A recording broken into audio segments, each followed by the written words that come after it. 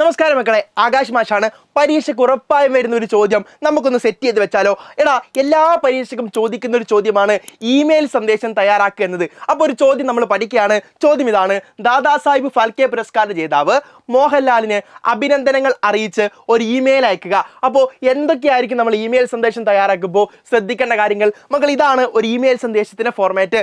ആദ്യം നമ്മൾ ഫ്രം കൊടുക്കണം. ഫ്രം കൊടുത്ത് അവിടെ നമ്മളെ പേര്, നമ്മുടെ ഇമെയിൽ ഐ ഡി എന്ത് ചെയ്യുന്നു, ഐ ഡി കൊടുക്കുന്നു, നമ്മുടെ ഇമെയിൽ ഐ ഡി കൊടുക്കുന്നു.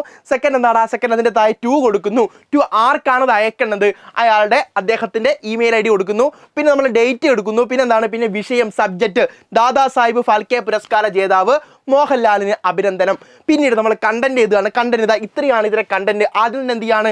അഭിനന്ദിച്ചുകൊണ്ടാണ് ഇമെയിൽ സന്ദേശം എഴുതുന്നത്. അപ്പം നമുക്ക് എന്ത് കൊടുക്കാം? അഭിനന്ദനങ്ങൾ. മലയാളത്തിന്റെ അഭിമാന താരം ഞങ്ങളുടെ പത്മശ്രീ മോഹൻലാൽ സാറിന് ദാദാസാഹിബ് ഫാൽക്കെ പുരസ്കാരം നേടിയത് വളരെയധികം സന്തോഷം നിറഞ്ഞ കാര്യമാണ്. താങ്കൾക്ക് ഹൃദയപൂർവ്വം അഭിനന്ദനങ്ങൾ. രാജ്യം ഈ വലിയ കലാകാരന്റെ കഴിവ് പ്രശംസിക്കുകയും അദ്ദേഹത്തിന്റെ സംഭാവനകളെ അംഗീകരിക്കുകയും ചെയ്യുന്നത് അഭിമാനമാണ്. ജീവിതം എന്നും വിജയവും സന്തോഷവും നിറഞ്ഞതായിരിക്കട്ടെ എന്ന് ആശംസിക്കുന്നു. നന്ദി, നിങ്ങളുടെ പേര്. അപ്പോൾ ഇമെയിൽ സന്ദേശം ഒരുപാട് വലുതാവേണ്ടതില്ല. ചുരുക്കി എന്ത് ചെയ്യാം? എഴുതാൻ വേണ്ടി ശ്രദ്ധിക്കുക. അതിൻ്റെ ഘടന, അതിൻ്റെ ഫോർമാറ്റ് എന്ത് ചെയ്യുക? ശ്രദ്ധിക്കുക. ഉറപ്പുള്ള ചോദ്യമാണ്. പരീക്ഷയ്ക്ക് വന്നാൽ എന്ത് ചെയ്യരുത്? മിസ് ചെയ്യരുത്. All the best.